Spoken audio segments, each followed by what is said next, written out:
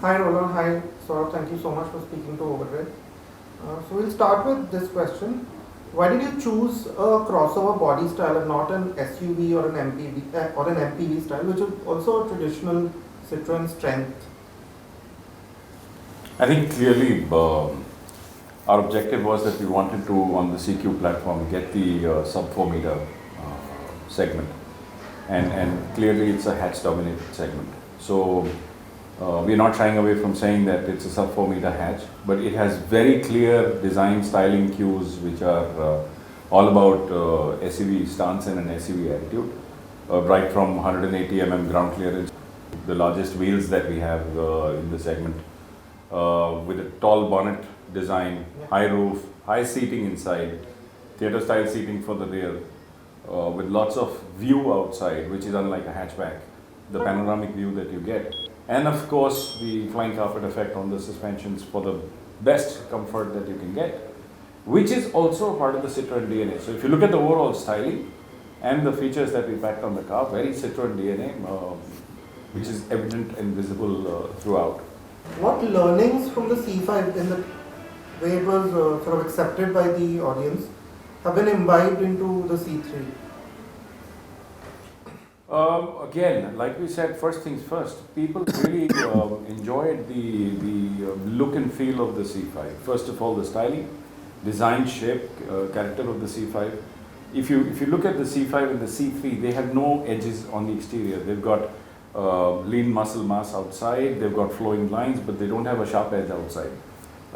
Very sharply defined Citroen DNA. If you look at the grille, the dual chevrons, the grille opening up to the DRLs, the way they are designed, absolutely smoothly flowing into both ends of the vehicle.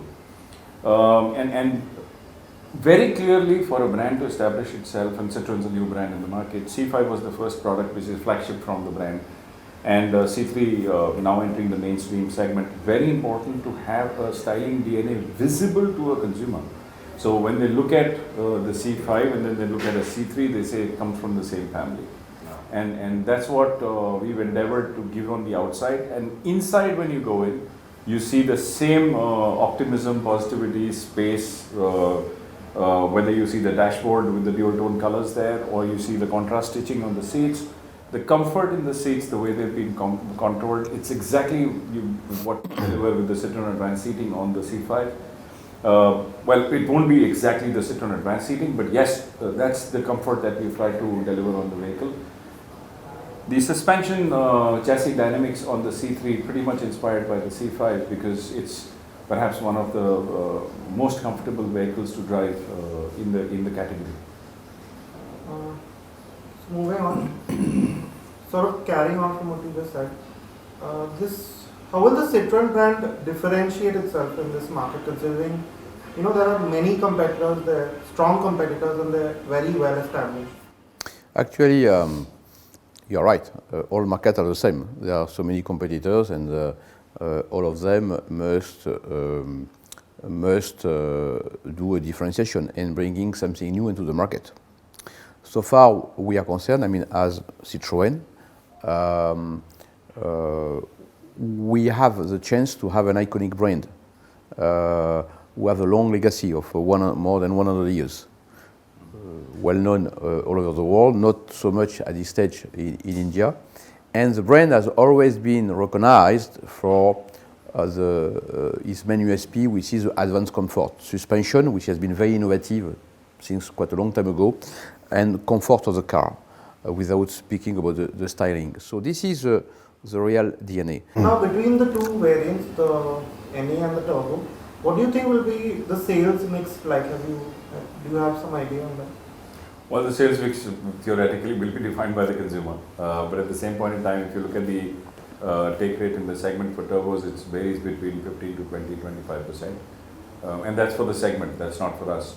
Finally, the consumers will drive both the cars and they'll define. We've configured both the cars, the naturally aspirated PureTech 82 and the PureTech 110, which is the turbo. We've got both the vehicles configured, one with the 5-speed transmission, the other one with the 6-speed transmission. And you really do get joy of driving on both of them, and the Citroen Advanced Comfort is a common factor for both of them. Consumers have to take their choice. And like I was asking you earlier, will we see any more configurations based on these variants, say an automatic or a version with say features? Do you have anything? That will be part of the life cycle management because launching a model is not enough. You need to manage this life cycle management and as for the customization will be ready already at launch. Alors, it's not answering to the question of the automatic gearbox, but automatic gearbox will be as well part of the life cycle management. And moving in this whole CQ program, you've already spoken about this to an extent. But how will you say when you have the EV or the other cars are coming? How will you keep managing costs in this segment? And since buyers here, they want good value that may come in form of more features or whatever else. So what is your plan to do that? To offer.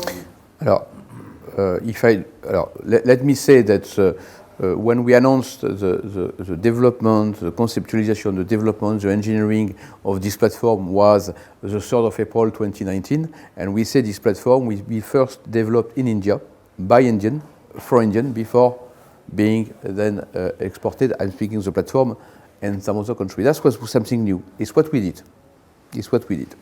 Now, the C3 is the first car.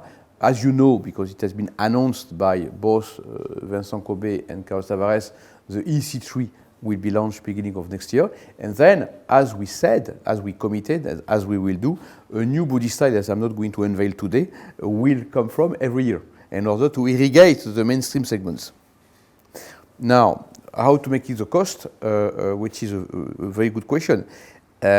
Actually, which is very important in order to be competitive and delivering the right quality in a country and meeting the customer expectation is, first of all, to have a full ecosystem in the country, which is our case.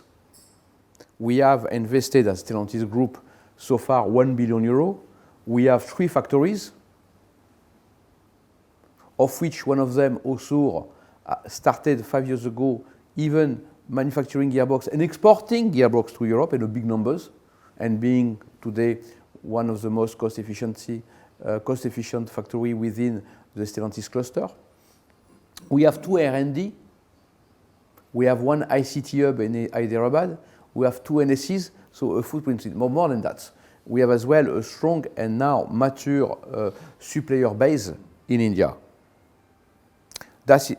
So this kind of ecosystem is enable us to have a high rate of localization. If we speak about the C3, we are talking a rate of localization which is higher than 95%. So high rate of localization is giving you what? Is giving you a cost reduction orientation, making the car competitive, giving you the flexibility to meet the customer expectation as far as possible, and requiring the quality expectation from Indian customers. And my last question. See, the C3 is going to be a car that's going to appeal to a wide audience. And you've already said you will expand your dealer network.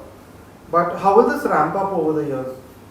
Can you give us some idea? So very clearly, last year when we brought the C5 and the brand was launched, we started very humble.